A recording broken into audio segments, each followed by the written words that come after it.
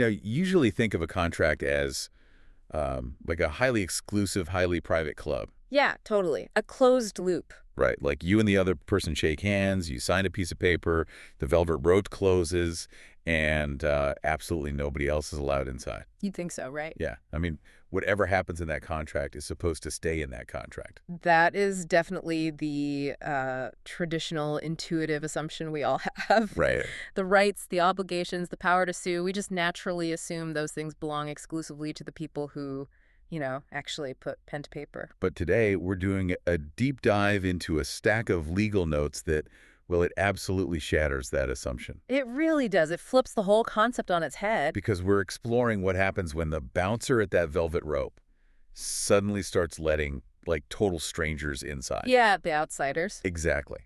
We're going to look at how a private agreement between two people can suddenly, and sometimes completely by accident, give a third person who never signed a thing the legal power to sue you. It's fascinating because contract law is essentially the invisible architecture of how our society functions. Oh, for sure. And the notes we're looking at today detail how that architecture can suddenly expand to include people who weren't even in the room. Right. And, legal text is notoriously dense. Hmm. So our main mission today is to keep this entirely in simple English. I love that. Simple English all the way. Yeah, we're going to recap often so you, the listener, never get lost in the jargon. Perfect.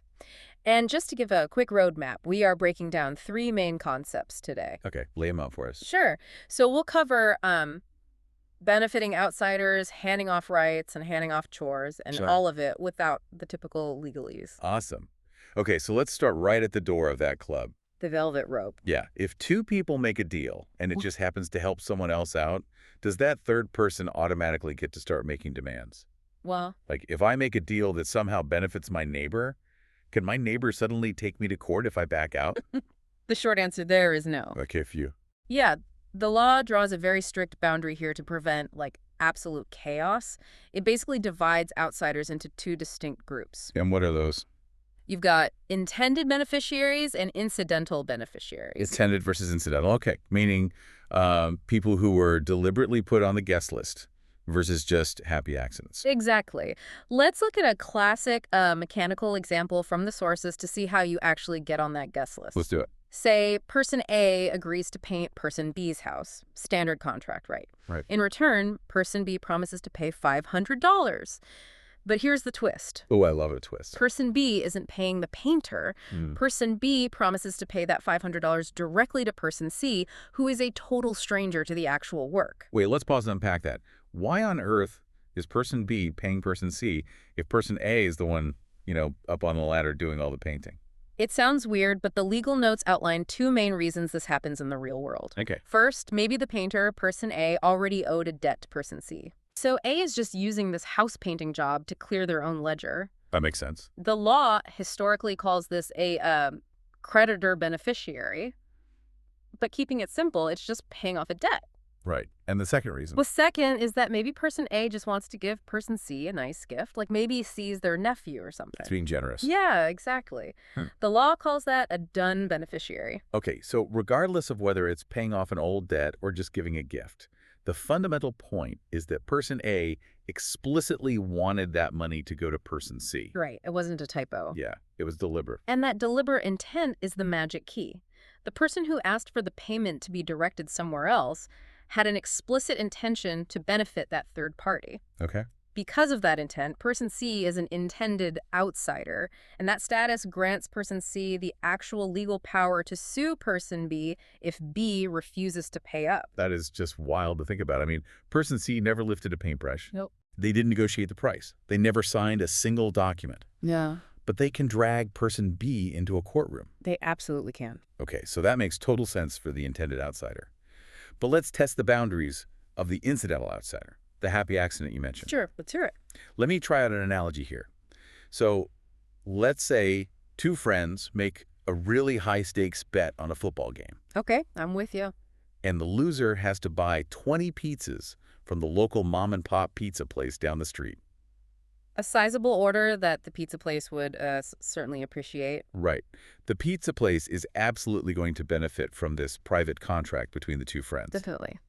But if the friends reconcile, call off the bet, and just don't buy the food, the pizza place can't exactly take them to court for breach of contract, right? Not a chance. Because they're just an incidental beneficiary. That's the perfect distinction. The pizza place has zero legal rights here. Because they weren't the point of the deal. Right. The contract wasn't made for the purpose of enriching the pizza place. It was made to settle a bet between friends. Makes sense. The sources give a slightly more formal example, too. Say person A promises to buy person B a specific car from dealership C. Okay. The dealership is obviously going to make a profit, but if person A backs out on the promise to B, the dealership cannot sue person A. Oh, okay. Yeah, they just got lucky that they were the chosen dealership. Yeah. But luck does not equal legal standing. All right, let me just synthesize this. Keep to our simple English rule. Make sure the foundation is solid before we build on it. Go for it. If a contract is essentially weaponized to pay off a debt to me, or specifically to hand me a gift, I'm an intended outsider. Yes. I have the key to the club, and I can sue. Yeah. But if I was just going to benefit by pure coincidence, like the pizza place, I'm an incidental outsider, and I get absolutely nothing. That is the exact boundary line the courts draw. Okay, awesome. So assuming I am on the right side of that line, let's say I'm an intended outsider. Yeah. I meant to get this $500 from the house painting deal. Okay, you're on the list. Right.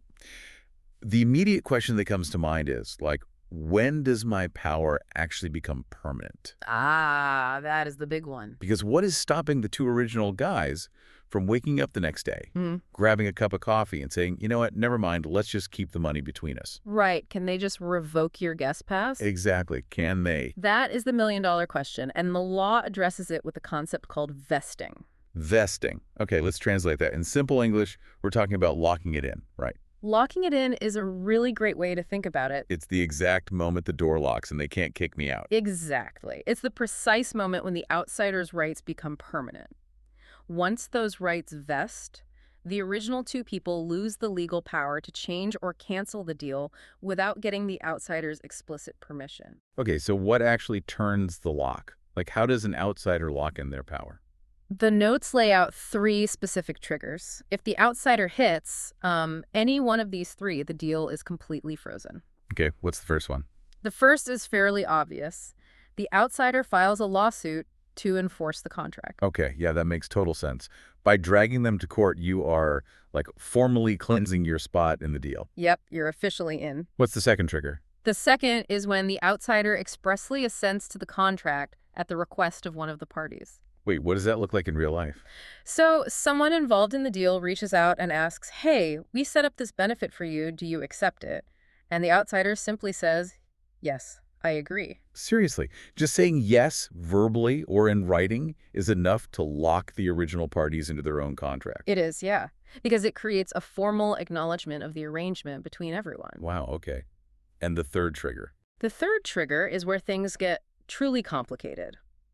The rights lock in when the outsider materially changes their position in justifiable reliance on the deal. Hang on. Materially changes their position in justifiable reliance. Let's ground that in simple English. Let's do it. Okay, so person A and person B agree to pay me $500 next Friday. Right. I catch wind of this. I'm so thrilled that I immediately go down to the electronics store and put $500 on a credit card to buy a fancy new TV. Okay. Completely relying on the fact that this money is coming.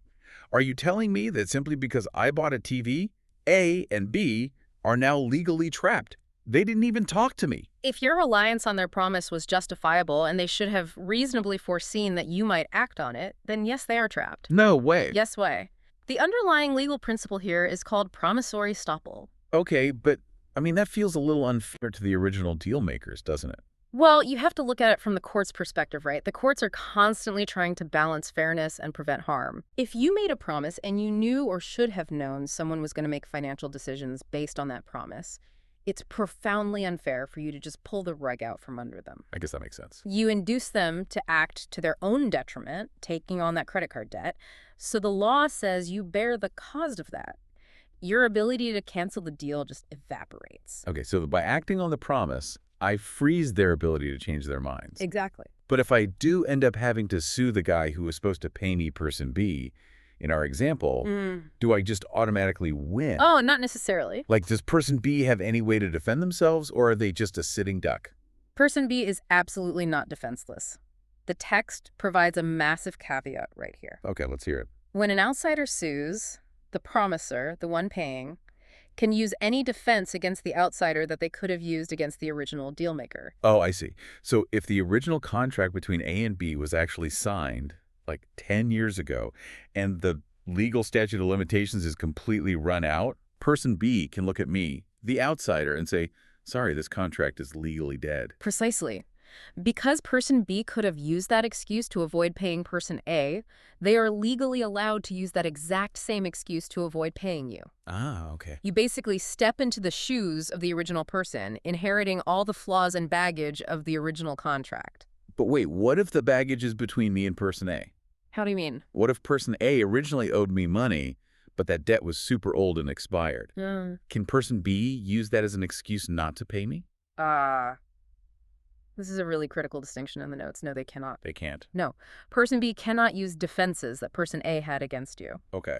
The text specifically states that if the statute of limitations prevented you from recovering the original debt from person A, that fact has zero impact on person B's brand new obligation to pay you. Wow. Okay. Yeah, person B has to pay based on the current contract they made with A. They don't get to use A's personal history with you as a shield. Okay, let me just trace the logic here. Recap again so we don't lose the thread. Good idea. If I'm meant to benefit from a deal, my power becomes permanent. It locks in the second I rely on the deal, say yes to it, or sue. Yes. Once I do one of those three things, the original parties are stuck with me. Stuck with you. And if I have to sue to get my money, the guy paying me can point out flaws in the contract itself, but he can't use my old personal drama with the other guy against me. That encapsulates the vesting process perfectly. Right. And, everything we've discussed so far deals with outsiders who were baked into the contract from the very beginning. Right. Which naturally begs the question about midstream changes. Exactly. We've established how the club works on opening night, but what if the original parties want to start bringing in replacements after the deal is already moving? Like a mid-game substitution. Yeah, exactly. Like Yeah. halfway through a project, someone wants to tag out and hand their spot over to a total stranger. This introduces two fundamental concepts, assignment and delegation. And the easiest way to grasp them is to focus on what exactly is being handed across the table. Let's break them down in simple terms. Sure. Assignment is the transfer of rights. It is giving away the good stuff. The good stuff. I like that. Right. For example, if I have the contractual right to receive a payment of $1,000 next week, I can assign that right to you. Now, you're the one who gets the check. I will gladly take the good stuff. Thank you very much. I'm sure you would.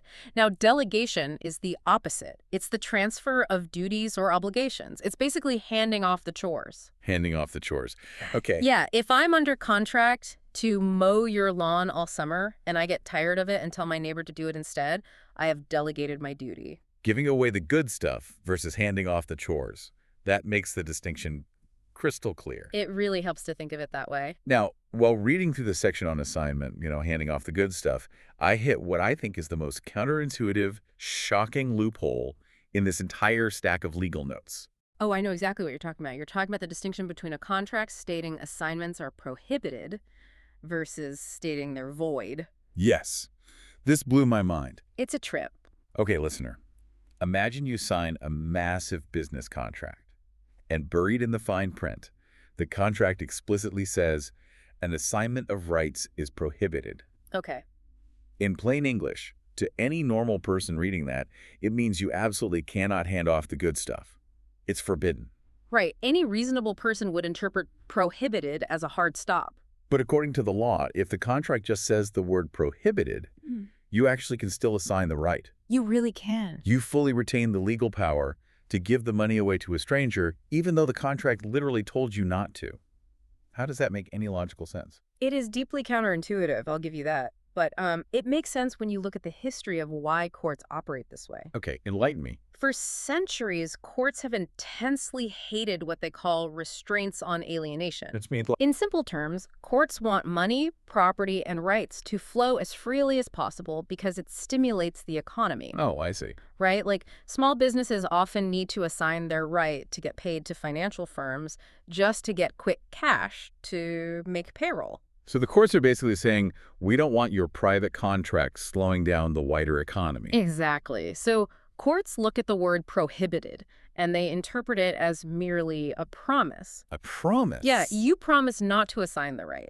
By assigning it anyway, you broke your promise. So wait, I can be sued for breaking the promise? Yes. The original party can sue you for breach of contract and seek damages. Okay.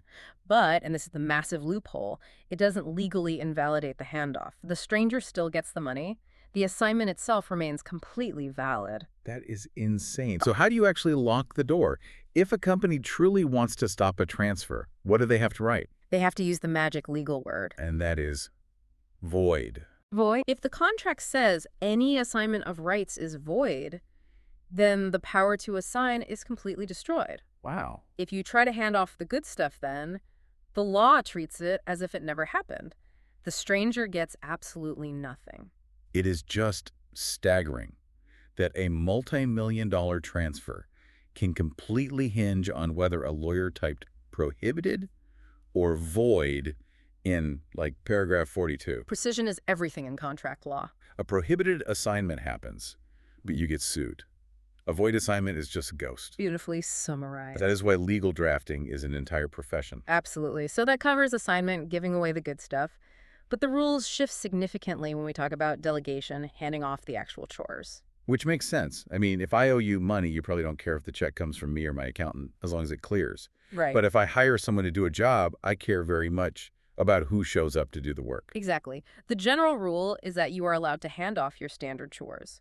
But the text highlights a major exception. What's the exception? You cannot delegate a duty if the person was hired for a special skill, a unique talent, or specific taste. So, like, if I hire a famous Michelin star chef to cater my wedding, Good example. they can't just delegate the chore to their cousin who works the deep fryer at a fast food joint.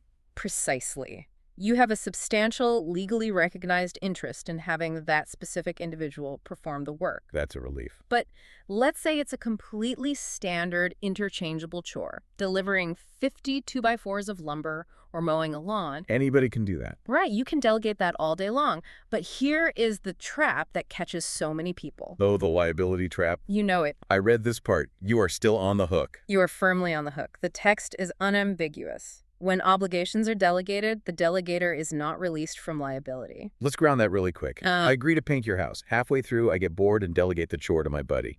Okay. My buddy accidentally knocks over a spotlight and burns your entire house down. I can't just point at my buddy and say, sue him, it's his problem now. No, you cannot. You are coming after, I am coming after you. And the court will side with you. The court will absolutely side with me. You created the original contract.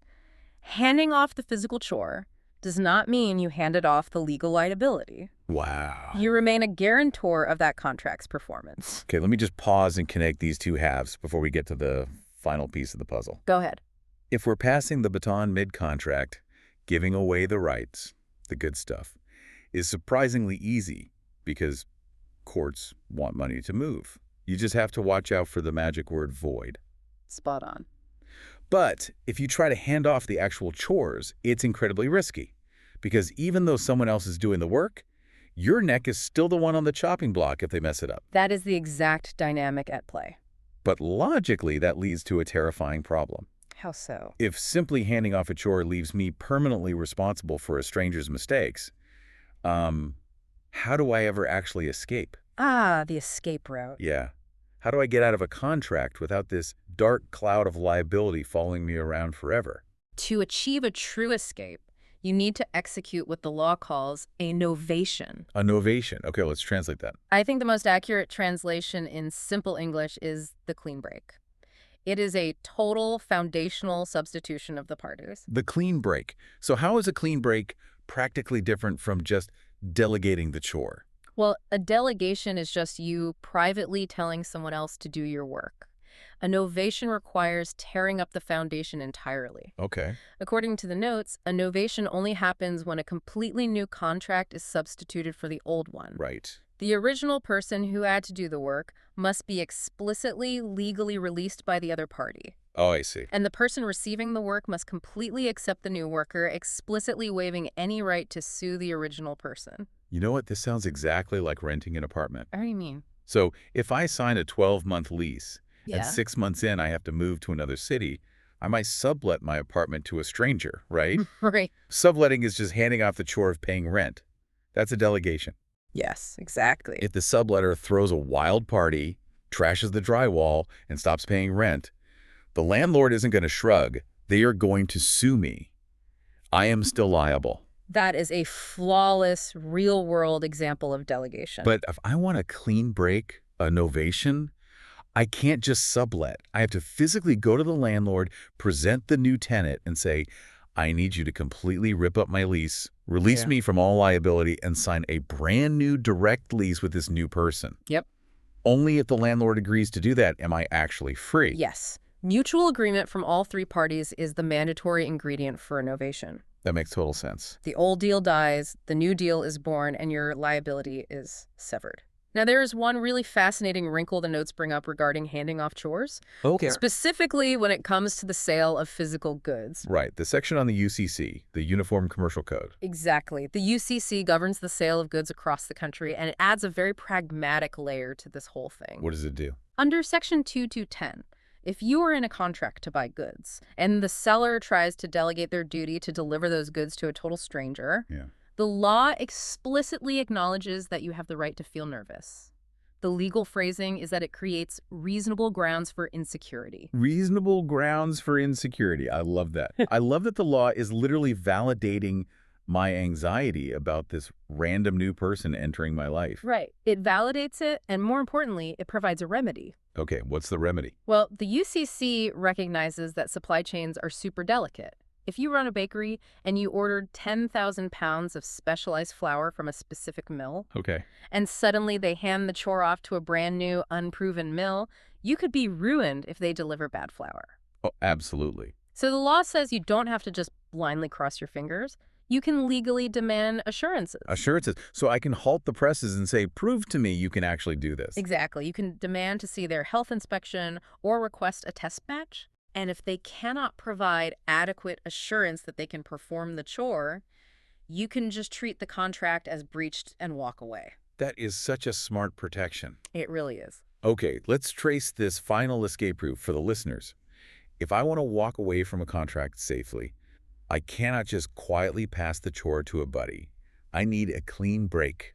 A novation? Right? Everyone involved has to look each other in the eye, agree to rip up the old deal, and sign a new one. Yes. And if goods are involved, the person receiving them has every right to demand proof that the new guy isn't going to ruin their business before they accept the switch. You've captured the mechanics perfectly. Awesome.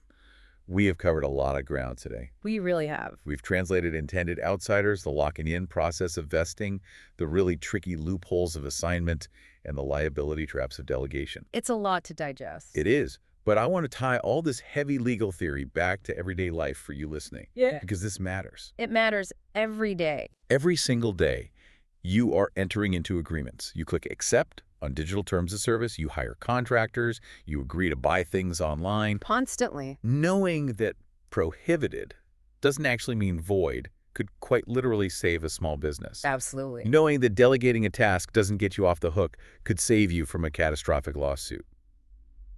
This is the invisible machinery that runs our daily interactions. It really is the machinery. And, when you understand how easily these rights can be transferred, it leads to a truly modern, pretty provocative thought. Oh, lay it on me. Well, we've been talking about these handoffs, assignments, delegations, novations as human interactions, right? Yeah, of course. You ask for a clean break.